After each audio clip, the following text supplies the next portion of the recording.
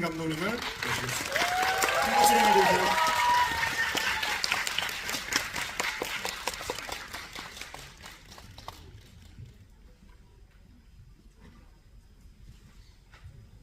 반갑습니다. 나인퍼즐의 유닛나의 역을 맡은 김다은입니다. 이렇게 저희 지부위에 직접 신청해 주셔서 이렇게 시간 내주셔서 와주셔서 너무 감사드립니다.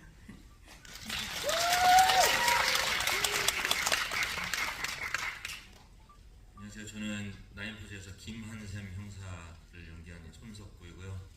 와주셔서 감사합니다. 즐거운 시간 가져보아요. 안녕하세요. 양정호 역할을 연기한 김성균입니다. 오늘 와주셔서 정말 감사합니다. 네, 안녕하세요. 저는 연출을 맡은 윤종빈입니다. 저희 작품 끝까지 봐주셔서 너무 감사하고 이렇게 귀한 시간 내주셔서 또 감사합니다. 네, 좋은 시간 됐으면 좋겠습니다. 감사합니다. 네, 저도 이 두 배우와 그 윤종빈 감독이 어떻게 어울릴 수 있을까 그런 점들을 가장 많은 분들이 감상 포인트로 가지셨을 것 같아요. 그래서 이제 그 시작했을 때 그 느낌 어떠셨는지 좀 여쭤보고 싶습니다. 네, 김다미 씨도 그렇고 손석구 배우도 그렇고 저랑은 다 이번이 첫 작업이었는데 대본을 처음 읽었을 때 이나 역을 생각할 때 어떤 배우가 이 역할을 캐릭터를 했을 때 미워 보이지 않을까 하는 생각을 제일 처음에 했던 것 같아요. 이나가 좀 되게 거침없고 직설적이고 이런 면이 있는데 어떤 배우가 했을 때 이 인물이 있지 않을까? 자연스러울 수 있을까? 그런 걸 고민했을 때 김다미 배우가 처음 떠올랐던 것 같아요. 김다미 배우가 가지고 있는 특유의 어떤 뭐라고 해야 되나 독특하지만 이렇게 건강하다고 해야 되나? 네, 그런 느낌이 있어서 작업을 해봤으면 좋겠다라는 생각이 있었고 손석구 배우 같은 경우에는 저는 사실 이번 작품 할 전까지는 잘 몰랐었는데 와이프가 너무 잘생겼다고 추천해보게 됐고요. 상당히 매력 있는 배우다라고 생각을 했고 작업하면서 너무 좋았던 것 같아요. 두 배우 다 일단 너무 이렇게 뭐라고 해야 되나 선하고 좀 초식 동물들이 와가지고 너무 순하고 너무 열정적이고 그래서 재밌게 작업했던 것 같아요. 첫 작업이었는데 굉장히 재밌게 작업했고 현장에 그래서 굉장히 화기애애했던 것 같습니다. 네. 그럼 두 배우분께도 여쭤볼게요.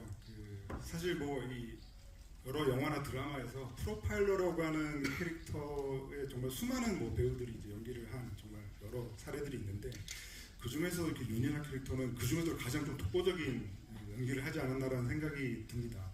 일단은 그 후반부에 가서 이제 방송에서도 밝히지만 스스로를 의심했기 때문에 이제 프로파일러가 됐다라고 하는 그 캐릭터도 굉장히 독특하고 더군다나 사실은 후반부에 가서 계속 밝혀지지만 이 트라우마를 좀 가지고 있잖아요. 그래서 그런 것들 어떻게 보면 감추기 위해서 매번 그 의상이라던가 여러 가지 것들 좀 바꿔나가지 않나라는 생각이 들어서 처음에 이 프로파일러라고 하는 캐릭터를 나만의 것으로 만들기 위해서 좀 어떤 준비를 하셨는지 여쭤보고 싶습니다. 아무래도 일반적이지 않은 그런 성격이나 그 사건을 겪은 캐릭터라고 생각을 했고 그 어린 시절의 그 사건으로 인해 뭔가 그런 그때 머물러 있는 듯한 이나의 모습을 좀 표현해내고 싶어가지고 이제 10년이 지난 후에 그런 어떤 어린아이 같은 면모들 좀 많이 보여주려고 했던 부분도 있고 그리고 프로파일링 할 때는 사실 따로 뭔가 자문을 먼저 받지는 않았었던 것 같아요. 현장에 계셔서 이런 어떤 지점들을 얘기해 주셨기는 했는데 뭔가 이나만의 그런 프로파일링 방식이 어쨌든 그 표현되는 부분이 있었고 이나만의 방식이 있을 거라고 생각이 들어서 좀 캐릭터성을 되게 많이 가져가면서 좀 기존의 프로파일러랑 다르게 좀 연기하려고 노력을 했던 것 같아요. 그럼 그 손석구 배우에게 여쭤보고 싶은데요.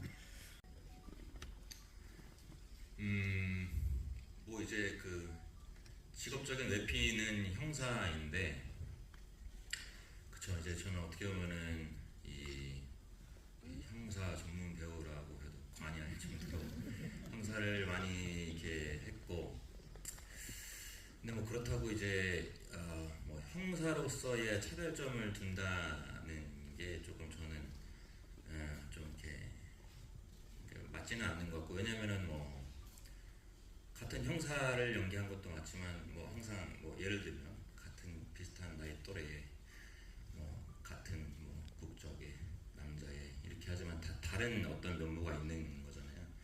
그런 부분을 찾는 게 저는 좀 더 즐거운 작업이라 그렇게 뭐 연연치는 않는데, 한생 같은 경우에는 어찌됐든 이 사람의 시작이, 그 드라마의 시작이 누군가를 의심하는 데서부터 시작을 하는데, 그 의심이 뭐 짧은 기간이 아니라 10년 동안 한 사람을 집요하게 파다가 그 사람에 대한 의심을 거두고 공조를 하러 가는 그 과정까지를 제가 어떻게 납득이 되게 하느냐, 그리고 그런 집요한 성격의 소유자가 자기 의견을 이렇게 거두고 누군가와 공조를 할 때는 어떤 사람이면 그럴 만한 사람일까, 그런 걸 좀 감독님하고 많이 이야기를 나눴는데,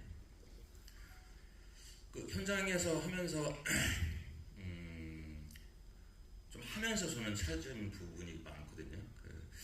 그러니까 이 나라는 독특한 캐릭터를 좀 잘 받아주기도 하면서 또 재밌게 어떻게 뭐 집에서 이제 집을 베이스 캠프 삼아서 거기서 이제 약간 뭐 티격태격하면서 좀 이렇게 재밌는 구다리에서 또 마냥 무겁지만 않게 하려면 좀 이렇게 감독님하고 저는 한샘은 좀 쾌남이다, 좀 쾌남적인 면모를 가진 캐릭터를 하면 어떨까 해서 나름 이제 내가 쾌남이라는 게 좀 무슨 뜻일까요? 쾌남이니까 하여튼 좀 뭔가 이렇게 어떻게 쾌남인데 그래서 내가 쾌남일 때 나는 어떠지? 뭐 이런 생각을 하면서 저는 연기를 좀 했던 것 같아요.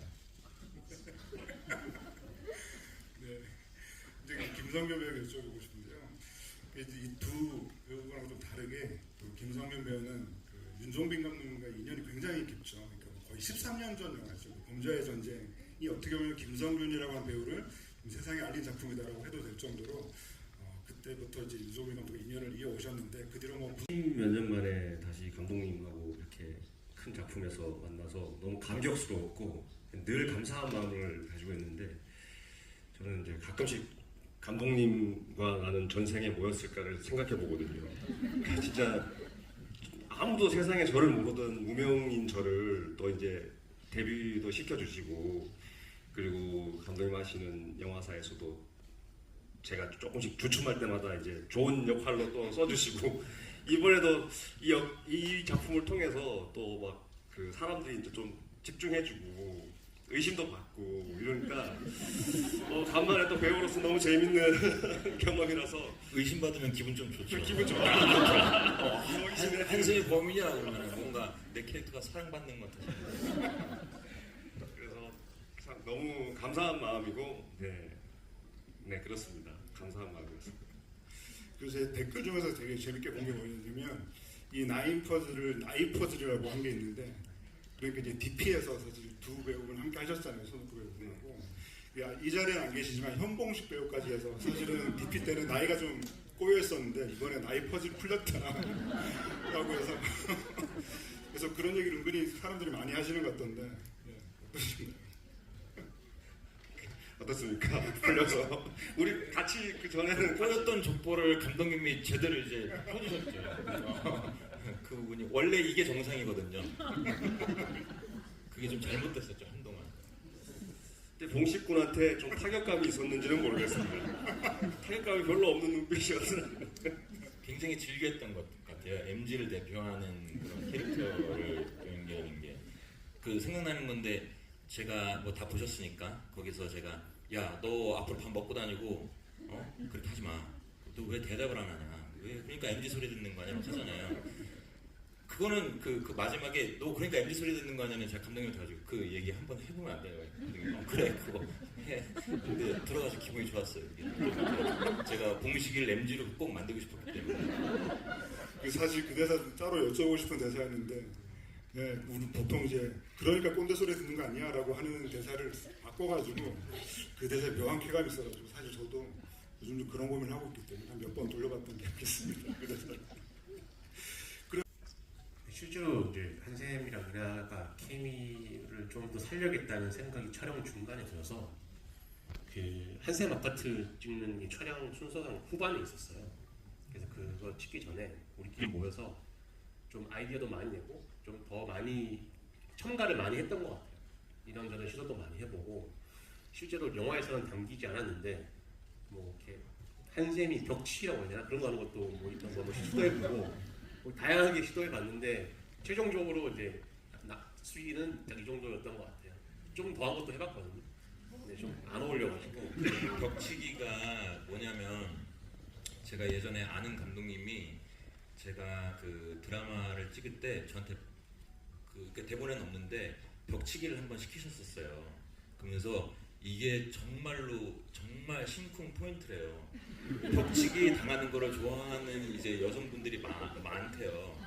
그래서 제가 예전에도 그 벽치기 연기를 한번 했는데 그때 제가 정말 감독님이 시키니까 하는 거예요 하면서 했거든요. 근데 그게 생각이 나서 감독님한테 벽치기를 사람들이 되게 좋아한대요. 감독님이 그래? 그랬더니 한번 해봐 그래서 했는데 그 한 번 하고 나서 이렇게 걸어오시더라고요. 야 그거는 좀 되지 않을까. 그래서 저희는 반대로 이나가 하는 걸로 바꿨죠. 이나가 벽치기 하고 이나가 가까이 다가가면서 이렇게 뒤로 움찔하는. 근데 뭔가 오늘 그 쾌남 벽치기 좀 어울리는 조합 같은 생각도 들고요. 그럼 이제 그 김다미 배우는 어떠셨어요? 그러니까 저는 이제 그 장면도 되게 재밌었거든요. 그러니까 그 예전에 이제 잠입 수사나 이런 걸 하게 되면서 근데 현장에서 처음보다 이렇게 같이 있는 시간들이 많아지다 보니까 자연스럽게 친해졌던 부분들도 있고 계속 이제 한샘하고 이나랑만 만나게 되니까 그리고 오빠랑 또 그런 얘기들을 많이 했던 게 어느 순간부터 이나와 한샘이 서로에게 스며들고 서로한테 웃어주고 막 이런 포인트들이 언제부터 시작이 될까 막 이런 것들을 되게 많이 고민하면서 좀 찍었던 것 같아요. 그래서 관객분들이 보시기에 이렇게 자연스럽게 그 저희 그 이나와 한샘 사이를 좀 이입하실 수 있기를 좀 바랬었던 것 같아요. 저는 이제 오랫동안 이제 한샘을 마주치지 않다가 딱 맞추게 됐을 때 너 요즘 뭐 하고 다니냐 라고 하면서 둘이 사귀냐 이런 대사를 하거든요. 저는 그 첫 번째 볼 때는 몰랐는데 이 첫 번째 보면서 그 이후의 상황들을 알고 난 다음에 2회차 정주행을 하니까 그 대사를 너무 잘하시는 거더라고요. 그러니까 이게 그런 것들도 그러니까 이 사람이 어떤 사람인 걸 알고 뒤에 상황도 알고 그 순간에 그런 톤의 대사를 하니까 와 진짜 이 정말 짧은 대사인데도 거기에 되게 복합적인 감정이 담겼구나라는 생각이 들어서 역시 김성준 배우 생각을 했습니다. 와 그렇게 들리셨다니 정말 촬영하면서 그런 그 저희는 알잖아요. 그뭐 양종호가 어떻게 하고 내가 그런 부분에 대해서 감독님한테 많이 질문을 드렸어요. 이거 좀 어떻게 좀 그냥 나중을 생각해서 좀 의심스럽게 해야 되는 건가요? 감독님 아니야 의심스럽게 할 필요 없어 그냥 캐릭터대로 해라고 말씀하시고 뒤에 이제 또 밝혀지고 나서도 그럼 좀 이거는 좀 범인인 척 좀 더 못되게 해야 돼. 아니야 그럴 필요 없어 그냥 양정호처럼 해 그냥 이렇게 그렇게 말씀을 좀 많이 해주셨어요. 네. 그리고 또 저는 이제 나인퍼즈를 보는 중요한 또 대본을 봤을 때 뭐 그런 대사들이 있지는 않았어요. 첫 대본 작가님이 쓰신 대본에는 그런 게 있지는 않았는데 설정상 한샘이 추리 소설, 탐정 영화 이런 걸 좋아해서 형사가 됐다 이런 대사가 한 줄 있었어요. 그 정우랑 얘기할 때 나는 추리 소설 좋아하고 뭐 좋아해서 문자 됐는데 영화는 그게 아니었잖아 하면서 그게 한 줄 있었는데 이거를 좀 극대화시켜보면 어떨까라는 생각에 그런 것들을 찾아서 넣은 것 같아요. 좀 더 구체적으로 어떤 소설을 좋아하고 추리 소설을 좋아하고 뭐 LA 컴퍼니 당연히 경찰이었으니까 경찰 영화 다 봤을 것이고 그런 것들을 이제 대사로 이제 넣은 거죠. 추가적으로 한샘이나 캐릭터를 좀 더 살리기 위해서 넣었는데 뭐 그거는 현장에서 뭐 좋아하는 분도 있었지만 또 싫어하는 사람들도 있었어요. 이거 왜냐면 이거 너무 스포일러를 방출하는 거 아니냐. 근데 뭐 워낙 언급들 같은 게 너무 고전들이고 이미 다 뭐 아는 거여서 나는 뭐 그리고 명탐정 코난 만화 봐도 스포일러 방출 엄청 하거든요. 하고 비슷한 소설들. 그래서 뭐난 크게 문제될 것 같지는 않다. 그래서 그냥 재밌지 않고 위트 있자고 하는 거니까. 네. 그래서 그렇게 해서 넣었던 것 같습니다. 네, 그러다 보니까 그 명탐정 코난도 언급을 하셨는데 실제로 그 이나가 그 명탐정 코난과 굉장히 비슷하게 닮아 있는 그 짤은 지금 이미 엄청나게 많이 돌아다니더라고요. 그래서 이제 뭐 명탐정 코난도 그렇고 그리고 이제 LA 컴피덴셜을 얘기하는 이 한샘도 그렇고 이 두 배우분도 연기하실 때 뭐 그런 그 디테일들을 좀 어떻게 좀 느끼셨는지도 좀 궁금합니다. 처음부터 저희가 그냥 명탐정 코난을 생각하지는 않았었어요. 그냥 뭔가 이나가 가진 어떤 뭔가 외적으로 봤을 때 좀 이나를 표현할 수 있는 게 뭐가 있을까 해서 소품이나 이런 거를 고민하다가 넥타이를 하게 됐고, 그래서 뭐 빨간색 자동차를 몰게 되면서 또 빨간색이 어떻게 보면 자연스럽게 이나의 색깔이 됐고, 이렇게 하나하나씩 뭐 머리에 디테일 뻗침머리 하고 이렇게 하나하나씩 추가하다 보니까 안경도 감독님이 저희 찍는 중에 뭔가 프로파일링 할 때 안경을 써보면 어떨까. 근데 그게 또 이나의 캐릭터성이 되고 나중에는 그게 정말 만화적인 정말 코난처럼 보이게 되더라고요. 근데 처음에는 그거를 노리고 하지는 않았던 것 같아요. 네. 그 시청자분들이 정말 귀신같이 찾아준 거라고 할 수 있겠네요.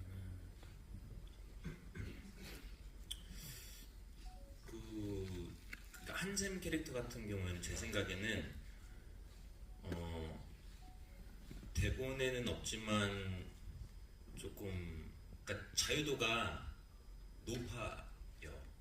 한샘 같은 경우에는 없는 거를 넣어도 스토리상에 이렇게 무리가 없을 정도로 이렇게 시도해 볼 수 있는 부분들이 되게 많아서 그런 자유도가 허락이 된 캐릭터이다 보니까 감독님하고 뭐 다미가 얘기한 것처럼 그냥 이것저것 시도를 해보다가 괜찮은 것들을 이제 뭐 이렇게 감독님이 이렇게 좀 이렇게 취합을 하신 것 같아요. 뭐 일례로 비니다 이것도 제가 기억으로는 어느 날 같이 저녁 식사 자리에서 제가 모자를 썼는데 그거를 보시고 야 너 모자 한번 써보는 게 어떻겠니 하고 모자를 그러면은 처음에 이런 야구 모자 뭐 이렇게 얘기했다가 그 이제 모자 하면은 이제 또 우리 의상팀에서 모자를 많이 준비를 해 오잖아요. 그래서 그런 비닐도 한번 써봤는데 처음에는 그냥 한두 번 정도 쓸까 생각하다가 또 감독님이 이게 컨셉일 수도 있겠다.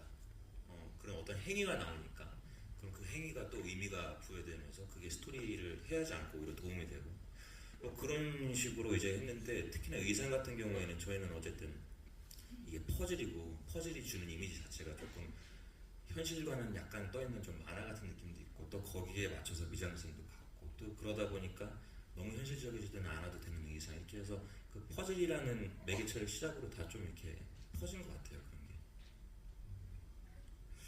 그리고 이제 김성렬 배우분도 이제 좀 궁금한 게 좀 너무 지역적인 걸 수도 있는데 저는 처음에 이거 대본 읽을 때 처음에 이제 감독님이 대본 한번 읽어봐 보내주셔서 대본 읽을 때 그냥 아무 생각 없이 그냥 범인이 누굴까?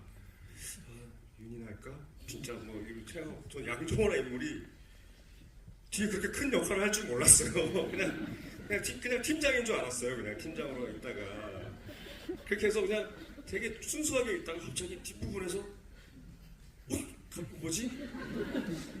그때부터 뭐 어떻게 해야 될지 이거를 고민이 많이 생기는 거예요. 이거를 아까도 말씀드렸지만 그러면은 초반에를 이것들을 조금 아사모사하게 연기를 가져가야 되나?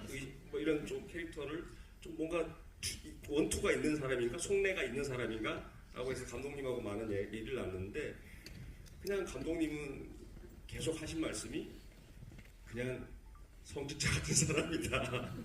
그냥 원래 이런 사람이다.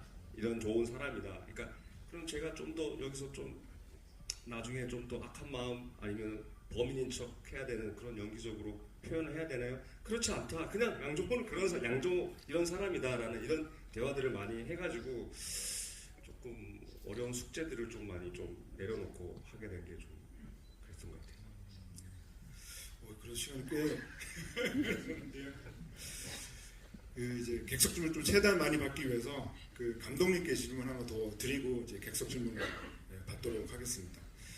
아무래도 이제 이 작품을 보신 분들은 그 이제 윤종빈 감독님과 함께 했던 배우들이 좀 많긴 한데 뭐 예를 들어서 그 김웅수, 박성웅, 이성민, 이희준, 황정민 뭐 이런 정말 대배우들이 정말 짧게 나와서 뭐 가끔씩은 대사가 없이 죽기도 하고 그랬는데 저는 이제 그렇게 하는 게 이제 어떻게 보면은 되게 그 어떻게 보면 우리가 지금까지 이제 시리즈들을 보면서 아무리 재밌는 시리즈라고 하더라도 이제 회를 거듭하게 되면서 약간 좀 긴장을 놓치게 되거나 그런 순간들이 분명히 있는데 저는 그런 대배우들이 적재적소에 나오면서 계속 뭐랄까 처음부터 꽤 쫄깃하게 이 작품을 봤던 것 같아요.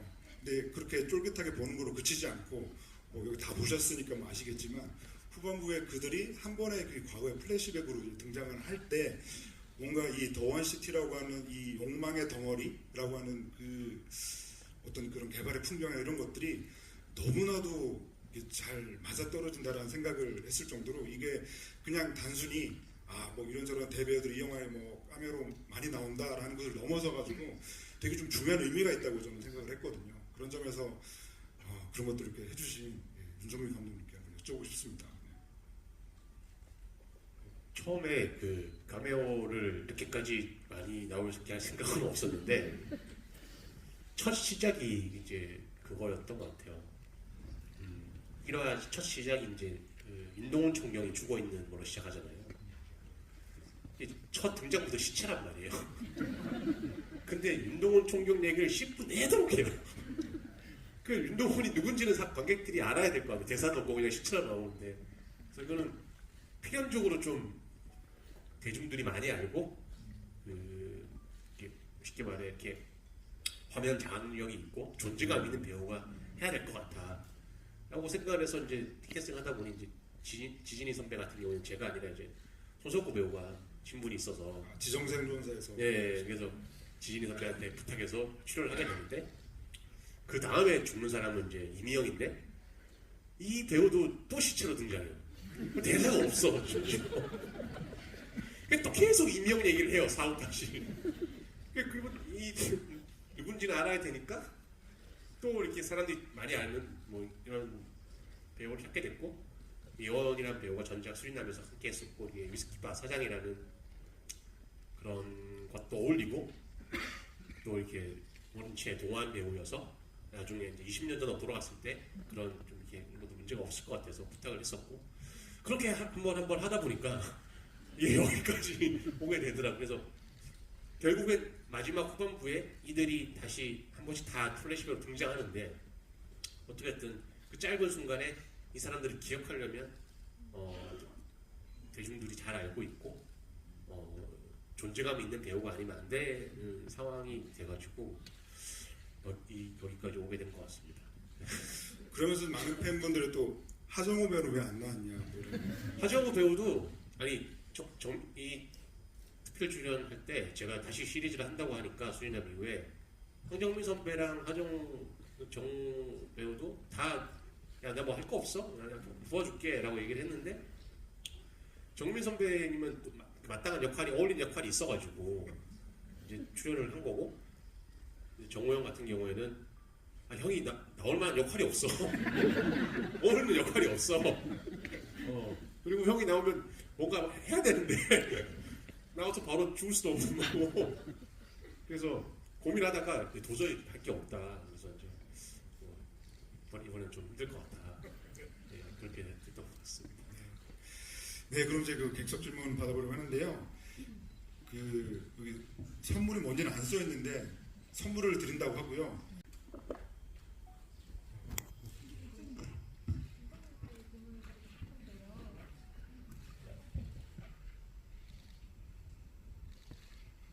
모든 것이 시작된 것에서 모든 것이 끝난다고 해석을 했어요, 저는. 근데 마지막에 검은색 퍼즐을 보면서 승주가 엄마를 잃어버렸던 곳에서 모든 걸 끝냈잖아요. 근데 저는 약간 의문이 들었던 게 모든 알리바이를 승주로 가리키지 않는데 그렇게 의도하신 건지도 궁금하고요. 저는 공범이 있을 거라고 생각을 했는데 민찬이는 그냥 그림만 그린 조력자였던 거잖아요. 근데 자세히 나오질 않아서 너무 의문이 남았어요. 그리고 마지막에 이제 이나랑 한샘이가 퍼즐을 발견하는 걸 보면서 약간 리얼월드에서 카피캣 힌트가 이건가 생각해서 시즌 2를 계획하고 있으신지도 궁금합니다. 첫 번째 질문은 제가 이해를 잘 못한 것 같은데 검은색 퍼즐인데 왜 더시티에서 끝내지 않았냐는 질문인가요? 아니면 제가 그 질문이 맞네? 모든 것이 시작된 것이 드림랜드이긴 하잖아요. 근데 승주의 복수심이 생긴 거는 더원시티 때문인데 네. 왜 승주의 최후가 그렇게 끝났는지 너무 궁금해요.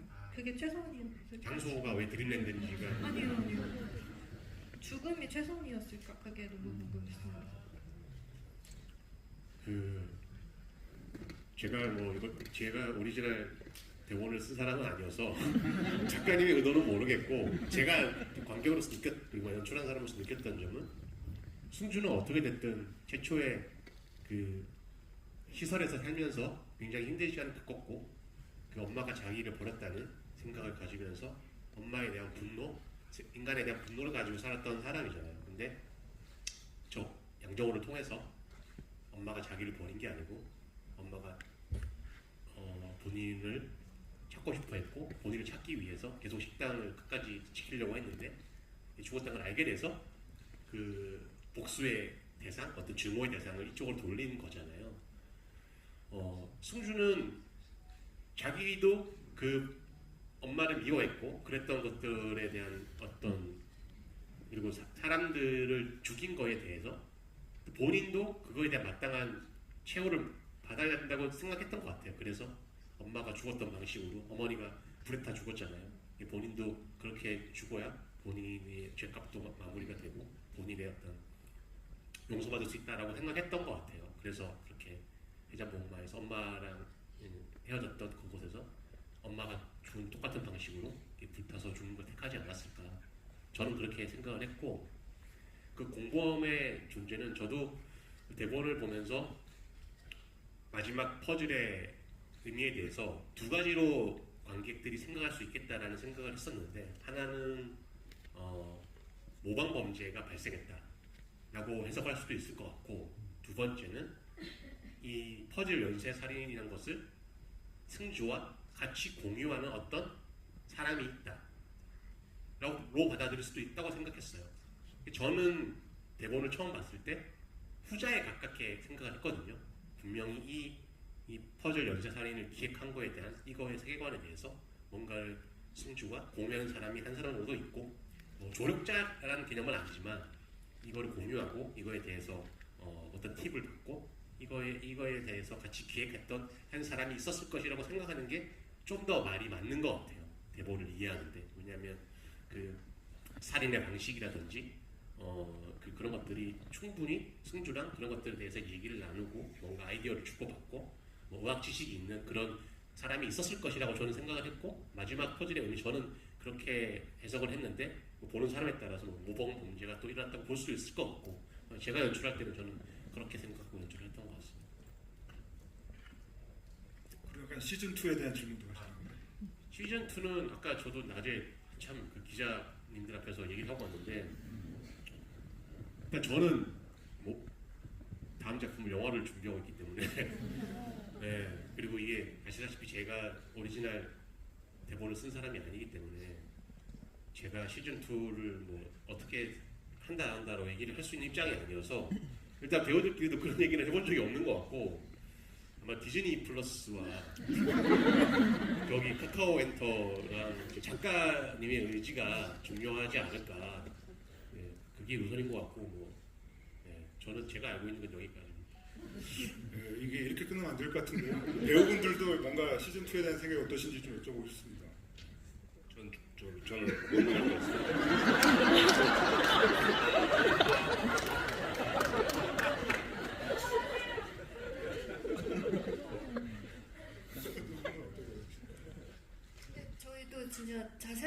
나눠본 적이 없어가지고 이야기가 어떻게 진행되는지에 따라도 다르겠지만 아직까지는 네, 얘기한 게 없던 것 같아요. 시즌 2라는 게 이제 그런 것 같아요. 그냥 뭐 제작진이 원한다고 해서 되는 것도 아니고 저희가 뭐 원하지 않아서 안 되는 것도 아니고 그냥 모든 게 다 맞아 떨어져야 될 수 있는 것 같아요. 관객들도 원하고 플랫폼도 원하고 이 작품을 했을 때 모두가 행복해야 사실은 가능한 거잖아요. 그러려면 뭔가가 다 맞아 떨어져야 지금으로서 저희가 뭐 답할 수 있는 게 특별히 없는 것 같아요. 네. 네, 알겠습니다. 또 다음 질문 드리겠습니다. 여기 두 번째 줄 복도 쪽.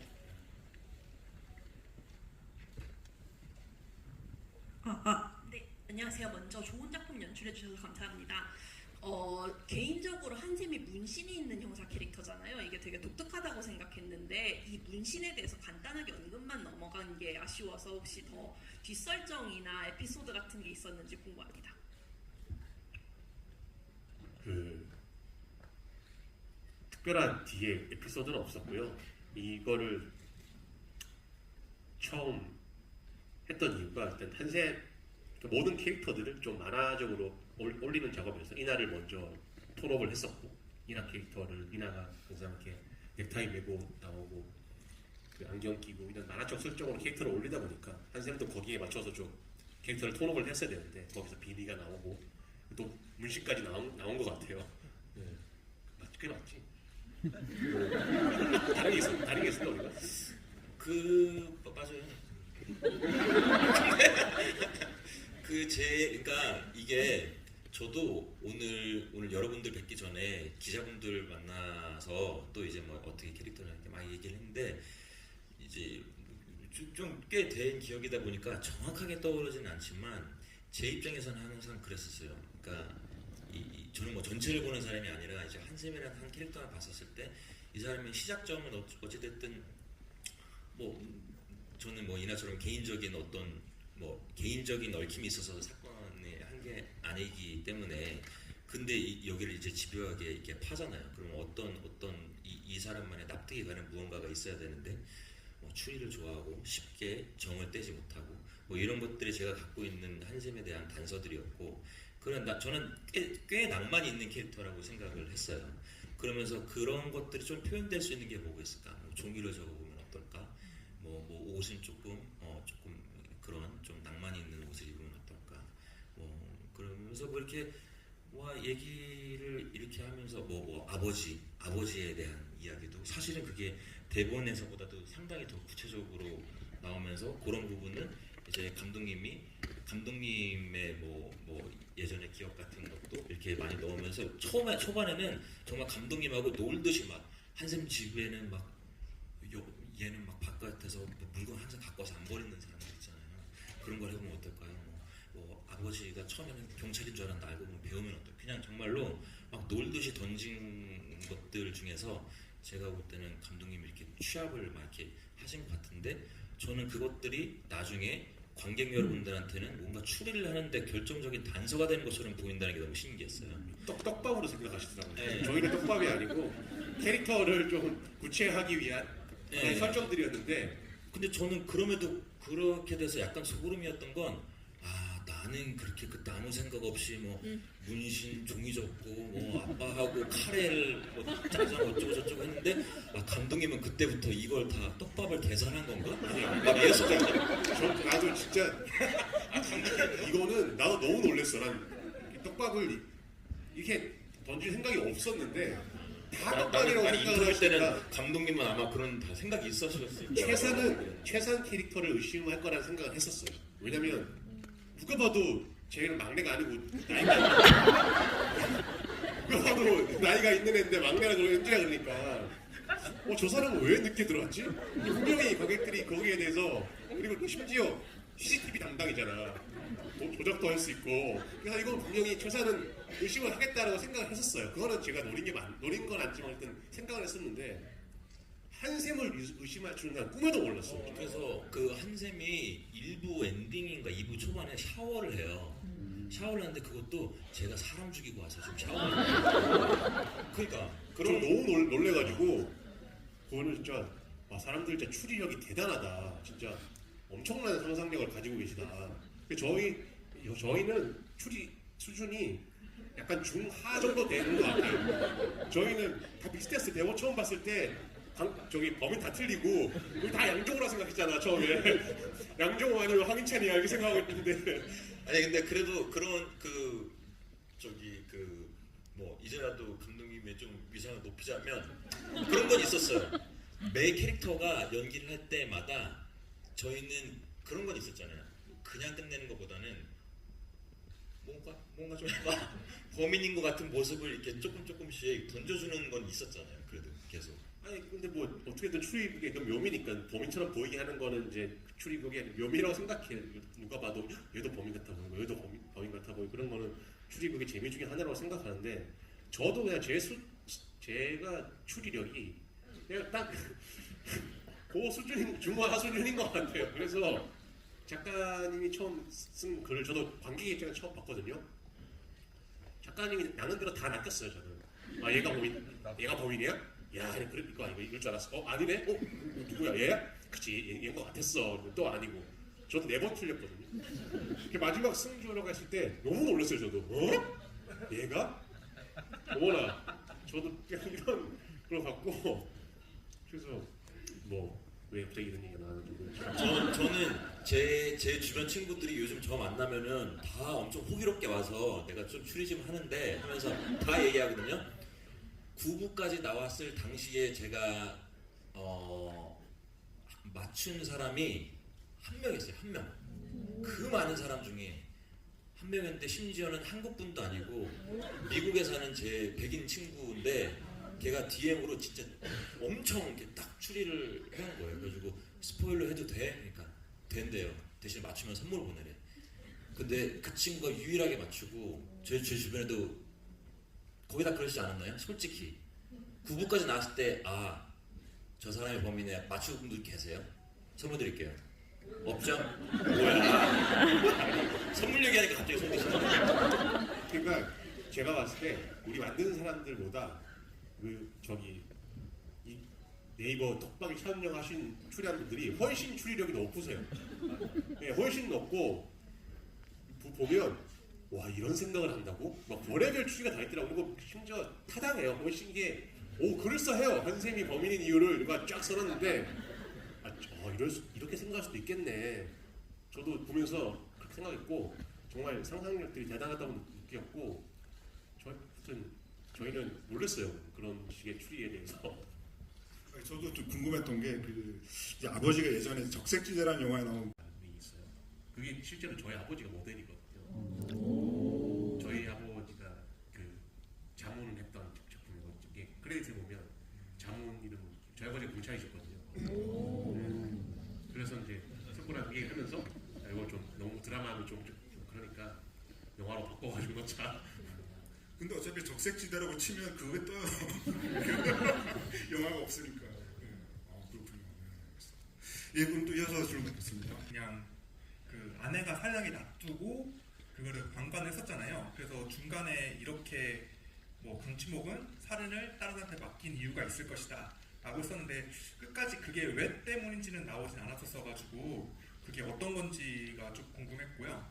그 다음에 두 번째로는 조금 아쉬웠던 게 이제 승주가 이제 살인을 다 저질렀는데 그 승주가 결론적으로 어떻게 살인을 저질렀는지 이런 거에 대해서 나오진 않았었어요. 그래서 건설자 사장 있는 쪽에도 보안이 좀 심할 거고 그 다음에 어디에도 보안 쪽이나 이런 것도 많이 있었을 텐데 거기를 어떻게 들어가서 어떻게 살인했는지에 관해서 그런 게 안 나와서 조금 아쉬웠는데 원래부터 그런 건 약간 고려사항이 없었는지 그게 좀 궁금했습니다. 첫 번째 질문은 강치목 같은 경우에는 본인이 이제 이게 우리 설정을 보면 이 나이 프로파일을 보면 오랜 시간 그 대상을 관찰하잖아요. 살인을 하기 위해서. 그런 이 나이 프로파일을 보면 오랜 시간 대상을 관찰하고 지켜보고 그러는 와중에 강치목 부인의 존재를 서양이를 알게 돼서 보고 서양이가 이런 내연의 관계들이 있고 이런 사람들을 만나고 있고 이들이 강치목 살인을 계획하고 있구나라는 것을 알게 됐을 거란 말이에요.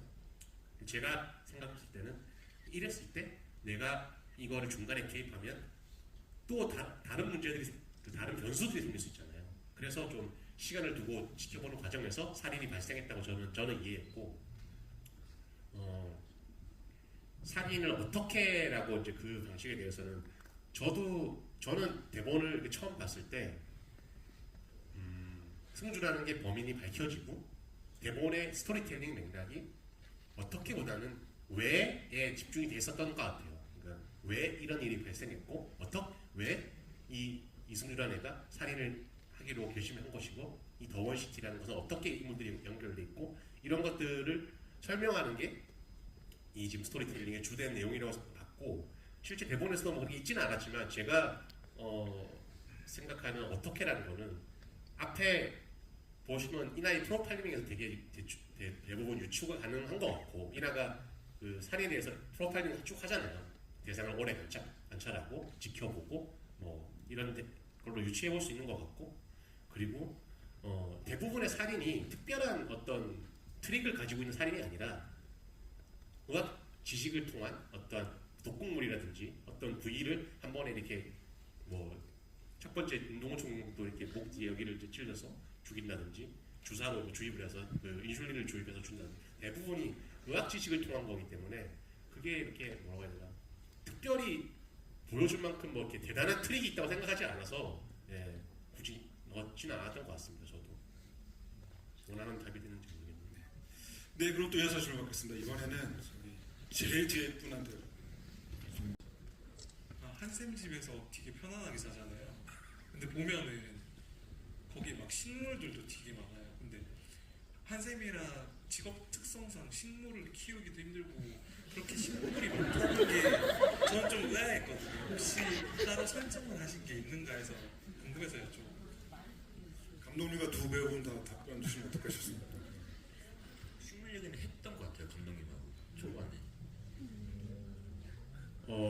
저는 그냥 한샘이라는 캐릭터를 처음 잡았을 때 처음에는 되게 이렇게 뭐라고 좀 이렇게 차갑고 약간 티 같고 이런 사람처럼 보이잖아요. 처음 등장할 때는.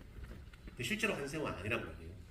제가 봤을 때 한샘은 F고 되게 허당기도 많고 아까 말씀 되게 쾌남인데 그 캐릭터가 나오는 순간이 한샘 집이 드러난 때부터라고 저는 봤거든요. 그때부터 한샘의 어떤 내면, 본 모습이 많이 나온다라고 생각을 했었는데 그걸 표현하기 위해서 저희가 잡은 한샘의 컨셉은 유교보였어요. 유교보.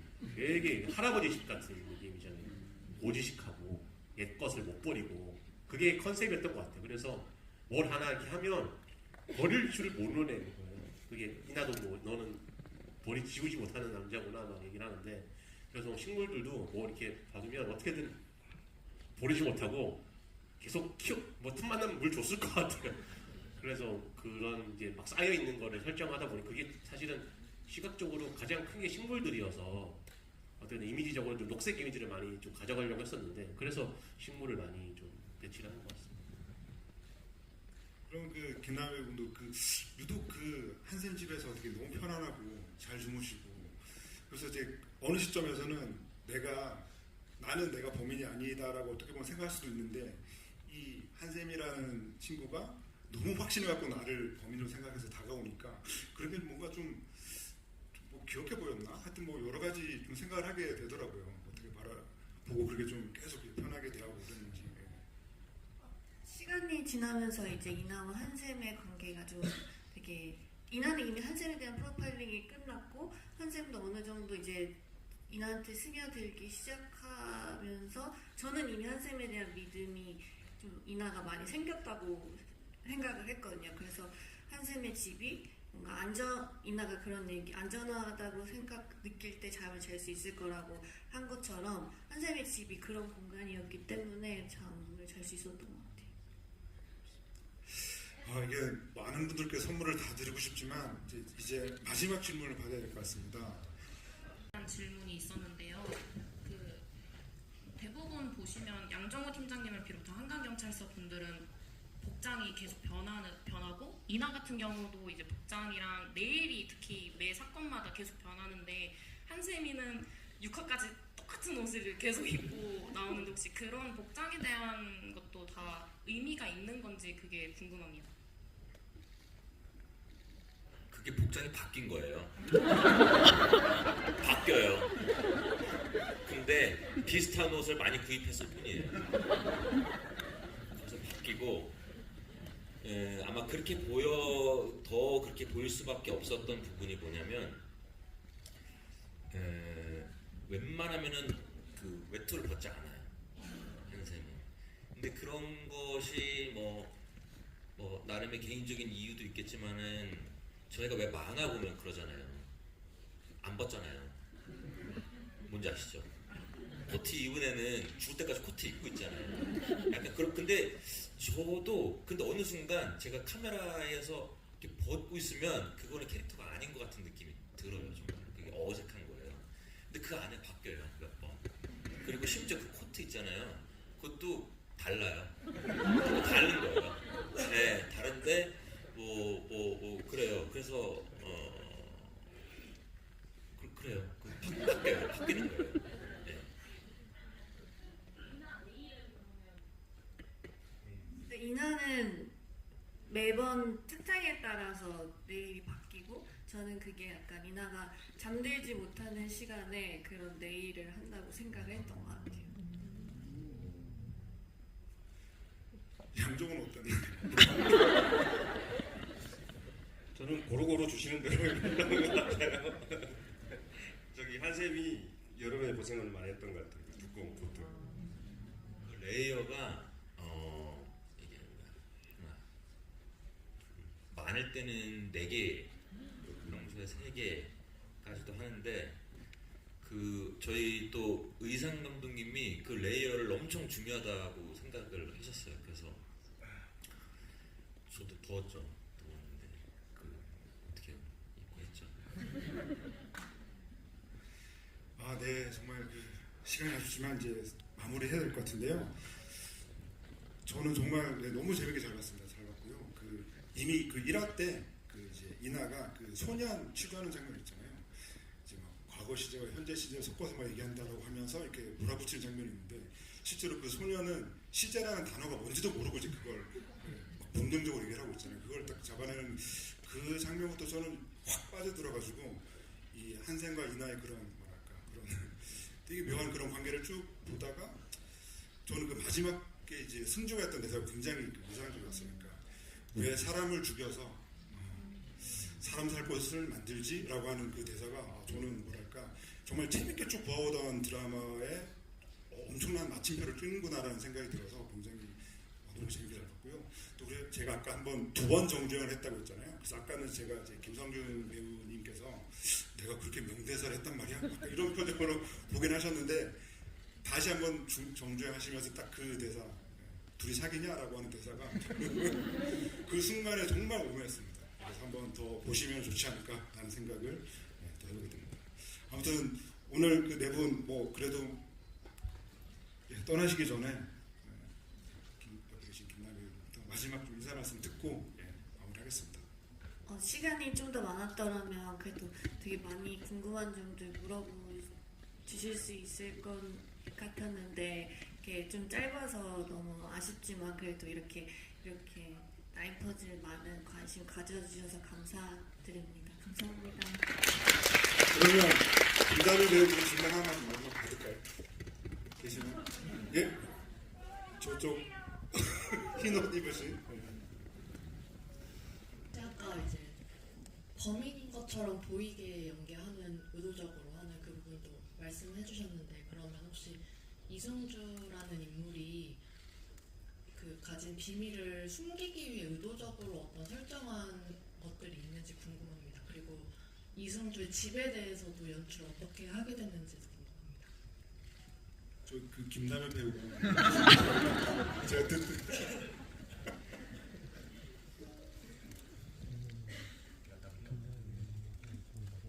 짧게 하시고 그 다음 바로 이제 김다미 배우분에 대한 질문 넘어가겠습니다. 제가 범인인 것처럼 연기를 해라, 범인이 아닌 것처럼 연기를 해라라고 얘기를 그 이승주 박기영 배우한테 한 적은 없는 것 같아요. 없는 것 같고 제가 유일하게 이건 좀 아사모사하게 연기를 했으면 좋겠다라고 주문했던 배우는 김다미 배우한테 초반에 일부에서 그 삼촌 죽었을 때 표정들이나 치료실에 갔을 때 반응들은 좀 이거는 아사모사하게 해야 그게 재밌을 것 같다라고 해서 그 얘기는 아마 유일하게 다미 배우한테만 했던 것 같고 다른 배우들한테 범인인 것처럼 행동해라 뭐 하지 말아라 이런 얘기는 거의 안 했던 것 같아요.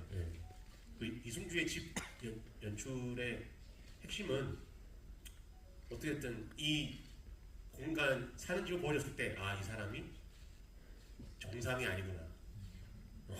이 사람이 이런 저지르고 남을 정도로 정상이 아니구나. 그런 거를 어떻게 시각적으로 보여주고 이 집을 보여줬을 때 이 사람의 정신 상태를 어떻게 유추할 수 있을까? 그게 핵심이었던 것 같아요. 그래서 앞에 그 이승주라는 배우가 한샘의 집에 대해서 얘기할 때 그 호더스 종업원 얘기를 설명을 하잖아요. 버리지 못하는 것도 정신병의 일종이라고 한다. 본인이 그런 거거든요. 그러니까 그런 감정들 하나하나 사소한 감정들을 버리지 못하다 보니 이승주라는 사람이 괴물이 되어갔고 흑화가 되었다고 생각을 하거든요. 본인이 느꼈던 경험했던 감정 하나하나를 하나도 버리지 못하다 보니까 그런 것들이 누적되고 쌓이다 보면 인간에 대한 증오, 분노 이런 것들이 됐다고 생각해서 그걸 어떻게 시각적으로 표현할까를 하다 보니 그런 식으로 호더스 중본으로 표현을 했던 것 같습니다.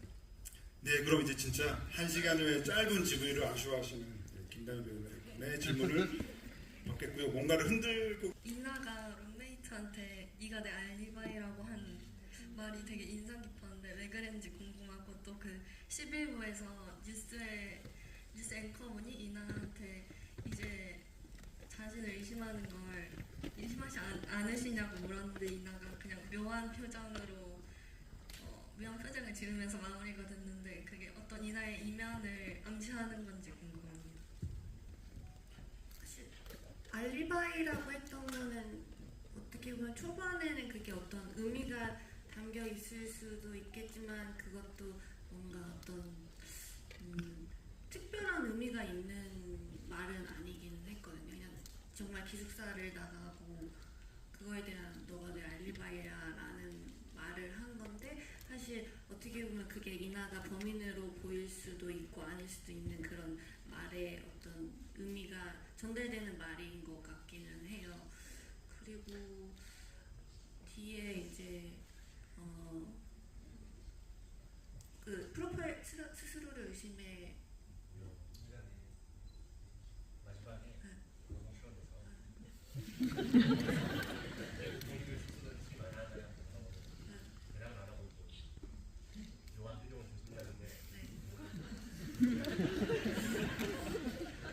기억이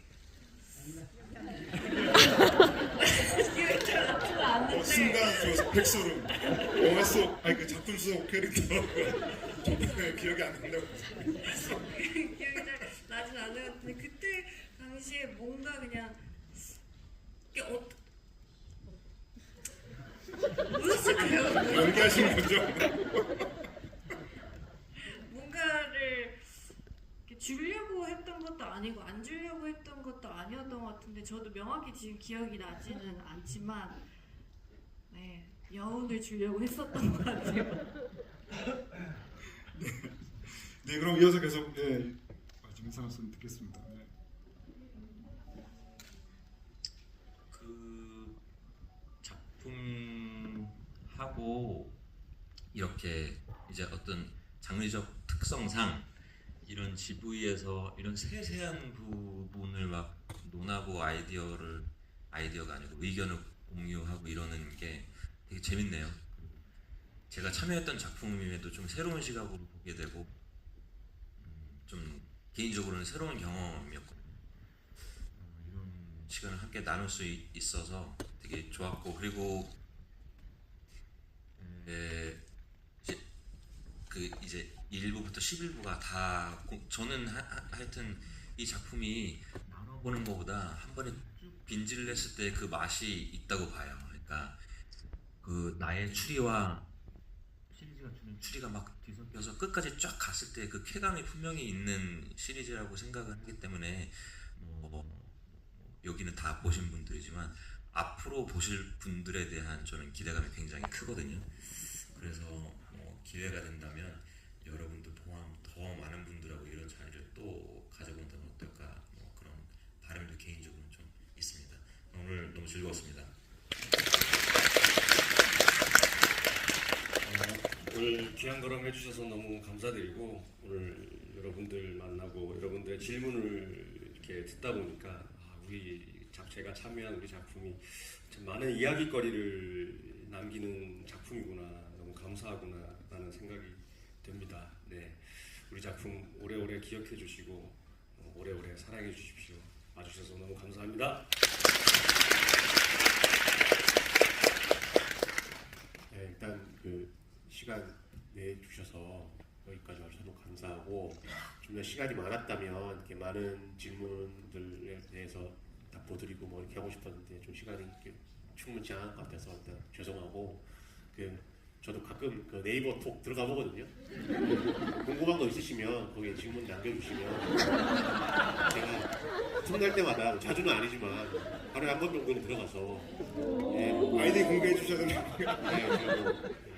한번 열심히 해보도록 하겠습니다. 그래서 해주시면 하루에 한 번 정도는 들어가서 답을 남기도록 해보겠습니다. 나중에 거기서 감독님 찾기 하는 거 아니에요? 감사합니다. 네. 네, 오늘 정말 즐거운 자리였던 것 같습니다. 오늘 이렇게 네 분과 정말 재밌는 대화 나눠봤고요. 네 분 보내면서 큰 박수 드리도록 하겠습니다. 감사합니다.